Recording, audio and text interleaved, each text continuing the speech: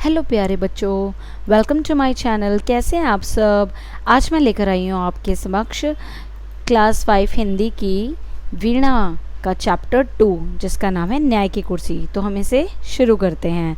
तो बच्चों, सबसे पहले मैं आपको ये बताना चाहूँगी कि यह कहानी जो है हमें सिखाती है कि सच्चा न्याय वही कर सकता है जिसका मन साफ हो और जो निस्वार्थ भाव से न्याय कह रहे। निस्वार्थ मतलब जिसके मन में कोई किसी के लिए मैल ना हो।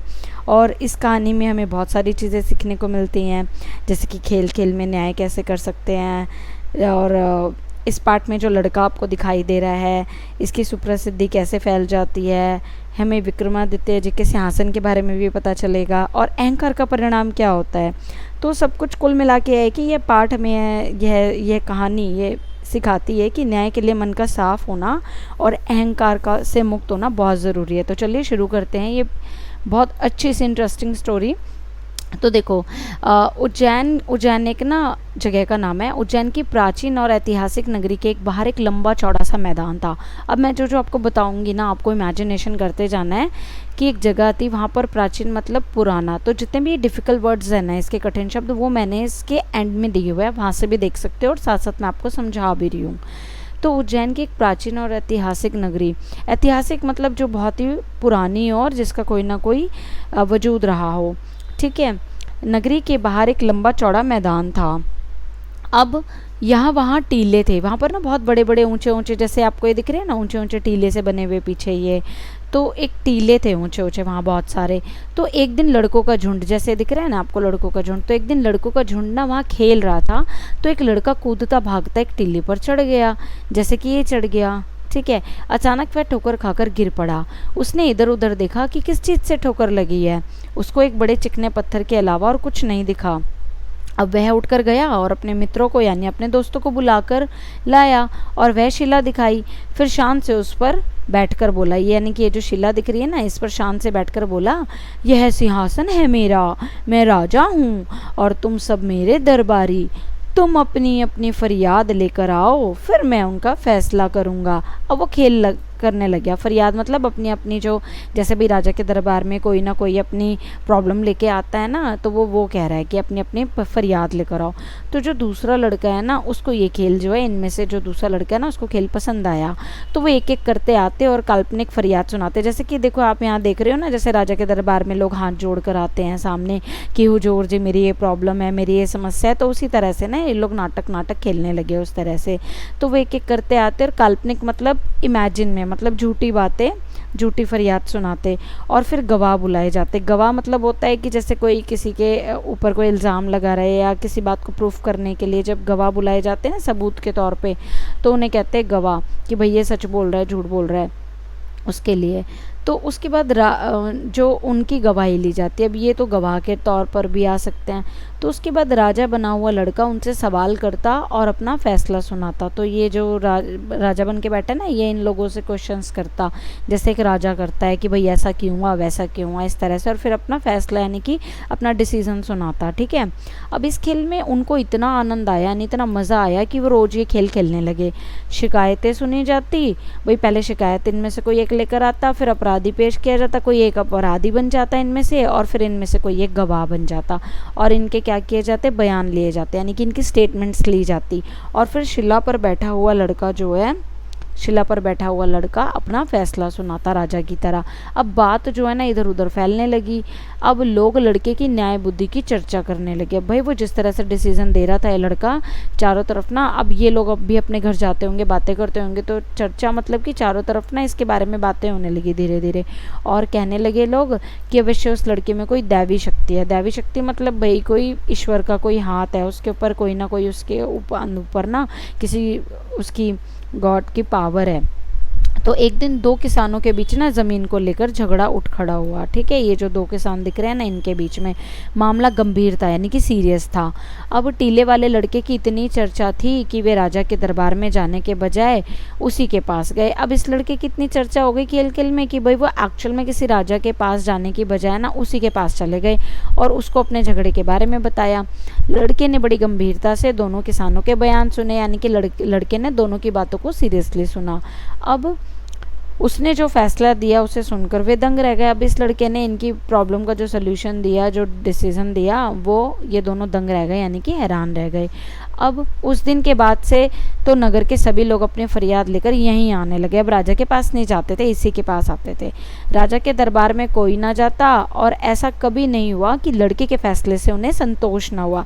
यानी कि जितने भी लोग इसके पास अब भाई एक्चुअल में अपनी प्रॉब्लम लेके जा रहे थे, पहले तो क्या हो रहा था ना, ये सब लोग नाटक खेल रहे थे, बट अब इस लड़के की प्रसिद्धि इतनी हो गई, ये इतना फेमस हो गया कि लोग ना इसके दरबार में अपनी असली की प्रॉब्लम्स लेके आने लगे। और ये सोल्यूशन ऐसे देता था कि ऐसा कोई भी बंदा नहीं था कि जिसको संतोष ना हुआ हो, यानी कि सेटिस्फैक्शन ना हुआ हो। हर कोई इसके फैसले से खुश रहता था। तो धीरे धीरे अब ये बात ना राजा के कानों में भी पहुंची। उसको बहुत गुस्सा आया। भाई गुस्सा तो आएगा क्योंकि राजा का काम कोई और कर रहा है, तो इससे राजा की महत्वता, इंपॉर्टेंस कम हो जाती है। उसने गरज कर कहा, उस छोकरे की मजाल की अपने को मुझसे अच्छा न्यायकर्ता समझता है। न्यायकर्ता मतलब भाई वो न्याय करने वाला मैं हूँ, वो अपने आप को मुझसे ज़्यादा अच्छा समझता है। मैं इन किस्सों में विश्वास नहीं करता, मैं खुद जाकर देखूंगा। अब राजा को जब वहाँ के लोगों ने आप भाई बात बताई होगी, ऐसा ऐसा कोई लड़का है जो डिसीजन सुनाता है सबको, तो अब राजा बोला मैं तो विश्वास नहीं करूँगा, मैं खुद जाकर देखूंगा कि एक्चुअल में ऐसा कोई लड़का है, इस टाइप की चीज़ें कर रहा है कि नहीं। अब देखो अब क्या है, ऐसा कहकर ना राजा अपने लाव लश्कर के साथ, यानी कि जितने भी इसके भाई इसके मंत्री थे, सेनापति थे, ये लाव लश्कर इनके लिए यूज़ हुआ है, इनके साथ ना मैदान में जा पहुंचा जहाँ लड़के अपना प्रिय खेल खेल रहे थे, यानी प्रिय मतलब अपना मन पसंदीदा खेल खेलते थे। बड़ी देर तक राजा उनका खेल देखता रहा। पहले तो भाई वह स्तंभित होकर, यानी कि बड़ा एकदम स्तंभित मतलब एक होता है ना जैसे कि हैरान सा, सुन्न हो जाना, रह गया। उसने अपने मंत्री से कहा, लड़का सचमुच बहुत बुद्धिमान है, इतनी छोटी उम्र में इतनी बुद्धि का होना आश्चर्य की बात है, यानी हैरानी की बात है। इसकी न्याय बुद्धि के आगे तो बड़े बड़ों का लोहा मानना पड़ेगा। लोहा मानना पड़ेगा मतलब यहाँ पर ये एक मुहावरा है, ठीक है, यानी कि भाई दाद देनी पड़ेगी इस लड़के की। अब देखो उसी समय किसी ने राजा को क्या बताया, लेकिन महाराज यह तो रोज़ वाला लड़का नहीं है, वह बीमार हो गया है, इस कारण कोई नया ही लड़का टीले पर बैठा है। भाई अब एक राजा के पास जो एक बंदा था वो कह रहा है ये वो लड़का नहीं है जो रोज़ बैठता था, तो कोई और है भाई जो रोज़ बैठता था, वो तो बीमार हो गया है। अब यह तो और भी आश्चर्य की बात है, हो ना हो पत्थर की इस कुर्सी में ही कोई चमत्कार है, मैं इसकी जांच करूंगा। अब भाई राजा को ये लगने लग गया भाई इस कुर्सी में ही कुछ ऐसी चीज़ है जो भी बैठता है इसके ऊपर अच्छा डिसीजन देता है, तो मैं ना इसकी इंस्पेक्शन करवाऊंगा, जांच करवाऊंगा, ठीक है। राजा का इशारा पाते ही उस स्थान को खोदकर पत्थर को बाहर निकाला, इसको पूरे को बाहर निकाला। राजा ने देखा कि वह पत्थर नहीं, बहुत ही सुंदर सा क्या है, सिंहासन था। उस पर बहुत बारीक और खूबसूरत मूर्तियाँ खुदी हुई थी। इसमें छोटे छोटे है ना, ये जो देख रहे हो ये मूर्तियाँ, छोटी छोटी मूर्तियाँ बारीक खुदी हुई थी। इसके चारों पायों पर 4 देवताओं की मूर्तियाँ बनी हुई थी, यानी 2 तो देखो जो ये आपको यहाँ दिख रही हैं और 2 इसके ये पीछे, चारों पाँवों पर देवताओं की मूर्तियाँ बनी हुई थी। चारों ओर खबर फैल गई। बात ही बात में वहाँ अच्छी खासी भीड़ जो है जमा हो गई। अब विद्वान पंडित मतलब जो बहुत ज़्यादा ज्ञान रखते हैं, ज्ञानी पंडित, उन्होंने बताया कि वह कोई ऐसा वैसा सिंहासन नहीं था, सदियों पुराना राजा विक्रमादित्य का सिंहासन था। भाई अब ये तो पता चला, ये देखो ये देख रहे हो ना इसके पाए में देवता की मूर्ति, तो वो बोल रहे हैं कि भाई ये जो है ना, ये सिंहासन जो है ना, एक राजा हुआ करता था विक्रमादित्य, उसका सिंहासन है ये, उसका थ्रोन है। तो राजा विक्रमादित्य अपने न्याय और विवेक के लिए बहुत प्रसिद्ध थे, यानी कि वो सही न्याय और अच्छी बुद्धि रखते थे विवेक के लिए, इसलिए वो बहुत फेमस हुआ करते थे पहले। तो राजा ने आज्ञा दी कि सिंहासन को ले जाकर जो है भाई अब दरबार में रख दिया जाए। उसने कहा, मैं इस पर बैठकर अपनी प्रजा की फरियाद सुनूंगा और उनका फैसला करूंगा। अब भाई राजा ने डिसाइड कर लिया कि मैं इस पे बैठ के मैं डिसीजन लिया करूंगा। अगले दिन राजा दरबार में आया और सीधे उस सिंहासन की ओर बढ़ा। वह उस पर बैठने ही वाला था कि किसी की आवाज़ सुनाई दी, ठहरो। ठीक है, जैसे ही राजा बैठने चला तो आवाज़ आई, ठहरो। अब राजा ने रुककर भाई चारों तरफ देखा, कोई नजर ही नहीं आया, कोई था ही नहीं। फिर वह सिंहासन की ओर बढ़ा, फिर इसी प्रकार आवाज़ आई, ठहरो। इस बार राजा ने आश्चर्य से देखा, मतलब बड़े भाई हैरानी से देखा कि सिंहासन के एक पाए पर बनी मूर्ति बोल रही है। इस पाए पर जो ये मूर्ति है ना, ये बोल रही है। भाई राजा भाई पहले तो देख रहा था दाएं बाएं, उसको कुछ नहीं दिख रहा था। अब क्या हुआ, मूर्ति ने कहा, क्या तुम इस सिंहासन पर बैठने योग्य हो? क्या तुम्हें पूरा विश्वास है कि तुमने कभी चोरी नहीं की है? अब भाई ये जो मूर्ति है ना इसके सिंहासन पर थी, वो कह रही है कि क्या तुम्हें अच्छे से पता है कि तुम इस सिंहासन में बैठने के काबिल हो, योग्य हो, तुम्हें पूरी श्योरिटी है कि तुमने लाइफ में कभी गलत काम नहीं किया, चोरी नहीं की। तो राजा ने लज्जा से यानी शर्म के मारे सर झुका लिया। अब भाई देखो, हर किसी को पता होता है किसी ने लाइफ में कभी कुछ गलत किया है, नहीं कि वो बात अलग है कि दूसरे के सामने हम अपने आप को अच्छा ही प्रस्तुत करते हैं, बट हम एक्चुअल में क्या है हमें मन में पता होता है। ऐसे ही राजा को भी पता था, तो उसने शर्म से सर झुका लिया। यह सच है कि हाल में ही मैंने अपने एक दरबारी की ज़मीन पर कब्जा कर लिया था, क्योंकि मैं उसे नाराज़ हो गया था। अब देखो, वो बता रहा है कि मैंने अपने ही दरबारी के यानी कि उसके दरबार में रहने वाला कोई पर्सन होगा ना, उसकी ज़मीन पर उसने कब्जा कर लिया, क्योंकि वो उससे क्या था, नाराज़ था। तब तो तुम इसके योग्य नहीं हो। मूर्ति ने बोला कि तुम इस पे बैठने के काबिल नहीं हो, तुमको 3 दिन तक प्रायश्चित करना होगा। प्रायश्चित का मतलब होता है कि बच्चों, जैसे किसी ने कोई पाप कर दिया और गलत काम किया, उसके बदले में जब हम अपने आप को कुछ वो करते हैं ना कि कष्ट देते हैं, फॉर एग्जाम्पल कि जैसे कि एक सज़ा मिलती है, एक होता है खुद से अपनी गलती को मानकर उसको सुधार करने के लिए जो हम प्रायश्चित करते हैं, जो कर्म करते हैं आगे। तो अब मूर्ति कह रही है तुम्हें प्रायश्चित करना होगा। यह कहकर मूर्ति अपने पंख फैलाकर आकाश में उड़ गई। देखो जैसे यहाँ पर है, उसको बैठने नहीं दिया, आकाश में उड़ गई। ठीक है। अब राजा ने 3 दिन तक उपवास किया, यानी कि फास्ट, व्रत किया और प्रार्थना की। चौथे दिन वह फिर दरबार में आया। फिर आया, जो ही सिंहासन पर बैठने लगा तो जो इस पाई की जो इधर वाली मूर्ति थी ना, सेकंड वाली, उसने कहा, ठहरो, तुम विश्वास के साथ कह सकते हो कि तुमने कभी झूठ नहीं बोला। अब भाई देखो, पहले वाली कह रही थी कि कभी तुमने चोरी नहीं की, ठीक है, अब वो प्रायश्चित करके आ गया। अब दूसरी वाली किसके ऊपर फोकस करिए, झूठ के ऊपर। ठीक है। अब राजा सक पकाया मतलब भाई वो थोड़ा सा ना वो हो गया, मतलब हेजिटेट सा हो गया। तो झूठ तो उसने किसी ना किसी मुसीबत से बचने के लिए कई बार बोला था, हम लोग भी बोल ही देते हैं कई बार। अब राजा पीछे हट गया।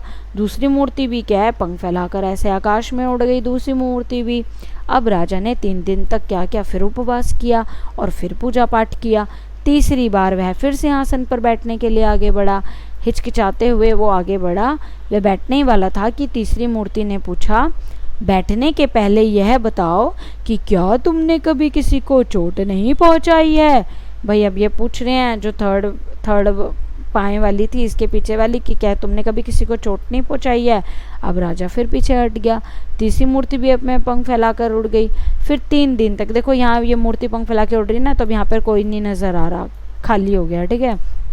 अब फिर उसने वही उपवास किया, प्रार्थना करने के बाद यानी प्रायश्चित करी, और उसके बाद राजा सिंहासन की ओर बढ़ा। अब उसके पैर लड़खड़ा गए क्योंकि वो कॉन्फिडेंट है, उसको पता उसने कितने कितने गलत काम किए हैं। तो फिर अब जो चौथी मूर्ति है उसने बोला, ठहरो, जो लड़के सिंहासन पर बैठते थे वे भोले भाले थे, उनके मन में कलुष नहीं था। कलुष मतलब उनके मन में मैल नहीं था, वो अपवित्र नहीं थे, वो सच्चे मन के थे। अगर तुमको विश्वास है कि तुम इस योग्य हो तो इस सिंहासन पर बैठ सकते हो। वो कह रहे भाई अगर तुम्हें लग रहा है कि तुम इस तरह के हो कि तुम्हारे मन में किसी के लिए कोई दोष नहीं है, कोई बुरी भावना नहीं है, मैल नहीं है, अपवित्रता नहीं है, तो तब तो तुम बैठ सकते हो। अब राजा बड़ी देर तक सोचता रहा, फिर उसने मन ही मन में कहा, अगर एक लड़का इस पर बैठ सकता है तो भला मैं क्यों नहीं बैठ सकता हूँ। मैं राजा हूँ, मुझसे ज़्यादा धनवान, बलवान और बुद्धिमान भला और कौन होगा। मैं अवश्य इस सिंहासन पर बैठने योग्य हूँ। अब राजा कह रहा है कि मैं तो ज़रूर बैठूंगा, क्योंकि मैं राजा हूँ, मेरे पास इतना पैसा है, मैं धनवान हूँ, मेरे पास ताकत है, मैं बलवान हूँ, मेरे पास बुद्धि है, मैं बुद्धिमान हूँ। ठीक है। अब यह कहकर राजा सिंहासन की ओर दृढ़ कदमों से यानी कि बड़े ही श्योरिटी से, मजबूत कदमों से आगे बढ़ने लगा। लेकिन उसी समय चौथी मूर्ति पंख फैलाकर सिंहासन समेत, अब क्या हुआ, सिंहासन समेत, पहले खाली मूर्तियां उड़ रही थी। देखो बच्चों, पहले 3 में याद रखना, ये तीनों चीज़ें है ना बहुत इंपॉर्टेंट है जो मैं अभी बता रही हूँ इस कहानी में। पहली मूर्ति ने किस चीज़ के बारे में बात की थी, चोरी के बारे में, और दूसरी मूर्ति ने किस चीज़ के बारे में बात करी थी कि झूठ तो नहीं बोला तुमने। ठीक है। और तीसरी मूर्ति ने क्या कहा था, क्या कभी तो तुमने किसी को चोट नहीं पहुंचाई। और चौथी मूर्ति तो भोले भाले की बात करी थी। अब ये जो तीनों मूर्तियां थी ना, ये गायब हो गई थी, यानी कि इसमें से जो देवता थे वो चले गए थे। बट फोर्थ वाले में क्या हुआ, फोर्थ वाले में ये मूर्ति तो गई, बट साथ में क्या, ये जो थ्रोन है ना दिख रहा है आपको, इसको भी लेकर उड़ गई। ठीक है। तो ये कहानी है राष्ट्रीय पुस्तक न्यास से प्रकाशित स्वर्ग की सैर से। बहुत ही इंटरेस्टिंग कहानी थी। तो बच्चों ये कहानी ना हमें यहाँ पर ये मैसेज देती है, ये सीख देती है कि हम लोगों को जो है ना लाइफ में, अगर भाई हम दूसरों पे तो हमेशा दोष प्रत्यारोपण करते रहते हैं कि भाई मतलब ऐसे नहीं करना चाहिए, वैसा नहीं करना चाहिए, बट जो खुद एक राजा की जब बात आती है, वो एक मतलब न्यायप्रिय राजा की बात आती है, वो ऐसा खुद था ही नहीं, फिर वो कैसे कह सकता था कि मैं सिंहासन पे बैठ के सब कुछ करूँगा, है ना। तो इस तरह से हमने जाना, अगर मैं इसकी शॉर्ट समरी करूं तो हमने जाना कि पहले तो ये जो कहानी है लीलावती भागवत द्वारा लिखी गई है, और इसमें उज्जैन के पास एक मैदान में बच्चों के खेल से शुरू होती है, जहाँ एक लड़का एक पत्थर को सिंहासन मानकर न्याय करने का खेल खेलता है। फिर धीरे धीरे लड़के की न्याय और बुद्धि की चर्चा फैल जाती है और लोग अपने झगड़े लेकर उसके पास आने लगते हैं। राजा को जब ये बात पता चलती है तो वह हैरान होकर देखने जाता है कि आखिर मामला क्या है। फिर पता चलता है कि यह तो पत्थर विक्रमादित्य का सिंहासन था, जिसकी मूर्तियाँ बोलती थीं। राजा जब उस पर बैठने की कोशिश करता है तो मूर्तियाँ उससे चोरी, झूठ और हिंसा जैसे सवाल पूछती हैं, और राजा अपने अहंकार के कारण सिंहासन पर बैठने में असफल हो जाता है, और अंत में सिंहासन मूर्तियों सहित क्या होती है, आकाश में उड़ जाती है। तो बच्चों, इस कहानी से हमने क्या सीखा? इस कहानी का मुख्य विषय हमने जो सीखा, न्याय, नैतिकता और अहंकार से मुक्ति दिलाना है। और यह कहानी दिखाती है कि सच्चा न्याय वही कर सकता है जिसका मन निष्पक्ष और साफ हो, जैसा कि बच्चों के खेल में दिखता है। राजा विक्रमादित्य का सिंहासन हमें यह दर्शाता है कि सत्ता से ज़्यादा महत्वपूर्ण क्या है, यानी कि जो हमारी जो सत्ता है उससे ज़्यादा महत्वपूर्ण है सत्य, ईमानदारी और दूसरों के प्रति हमारा करुणा भाव। तो ये मुख्य बातें मैंने इस वीडियो में आपके समक्ष उजागर की हैं। आशा करती हूँ आपको ये कहानी पसंद आई होगी और आपने भी इस कहानी को ना केवल अपनी पढ़ाई के लिए सीखा होगा, पढ़ा होगा, बल्कि मैं आशा करती हूँ इस कहानी से हमें जो सीख मिली हम उसे अपने जीवन में उतारेंगे। तो इस एक अच्छे सीख के साथ मैं आपसे अलविदा लेती हूँ और मैं इसके क्वेश्चन आंसर्स नेक्स्ट वीडियो में बनाऊँगी। तो तब तक के लिए ये देखो बच्चों, मैंने यहाँ शब्दार्थ दिए हुए हैं, आप वीडियो को पॉज करके यहाँ पर शब्दार्थ को देख सकते हैं, समझ सकते हैं। जहाँ जहाँ ये शब्दार्थ आपकी बुक में आए हैं आप एरो से मार्क करके इसको लिख लेना अपनी किताब में, या इस पेज का स्क्रीनशॉट भी आप ले सकते हो, ठीक है। और आपका बहुत बहुत धन्यवाद ये वीडियो देखने के लिए, और जल्दी से अब मेरे इस चैनल को लाइक कर दीजिए, सब्सक्राइब कर दीजिए और click on all button and share कर दीजिए, और कमेंट करके बताइए कि आपको इसमें कौन सी बात सबसे अच्छी लगी, कौन सी मूर्ति की। मैं इसके क्वेश्चन आंसर्स नेक्स्ट वीडियो में दूंगी। तब तक मिलते हैं, टेक केयर, बाय बाय।